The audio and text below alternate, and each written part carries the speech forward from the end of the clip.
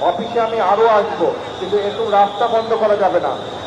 আর যদি এরকম রাস্তা বন্ধ হয় তাহলে আমার পক্ষে অফিসে আসা সম্ভব না। কিন্তু অফিসে আসলে নেতাকর্মী সকলের সাথে দেখা সাক্ষাৎ করা সম্ভব হবে, সাংগঠনিক কাজ করা সম্ভব হবে। আমি কথা বোঝাতে পেরেছি? রাস্তা বন্ধ করা যাবে না। যদি আমাকে পল্টন অফিসে দেখতে চান সবাই আপনারা, তাহলে রাস্তার পরিবেশ স্বাভাবিক রাখতে হবে। রাস্তা এরকম বন্ধ করা যাবে না, মানুষের চলাচলে বাধা বিঘ্ন দেওয়া যাবে না। বোঝা গেছে? তাহলে এখন দয়া করে আগামী আধা ঘন্টার মধ্যে রাস্তাটা ক্লিয়ার করেন সবাই। রাস্তাটা ক্লিয়ার করেন। আজকে আমি কাজ শেষ করে চলে যাবো, আবার আসবো, এবং স্বাভাবিকভাবে সবকিছু যাতে হয় সেই কাজটা করতে হবে আমাদেরকে। ঠিক আছে? সবকিছু স্বাভাবিক রাখতে হবে। আর একটি কথা, মানুষ অনেক প্রত্যাশা নিয়ে দলের দিকে তাকিয়ে আছে। মানুষ অনেক প্রত্যাশা নিয়ে দলের দিকে তাকিয়ে আছে।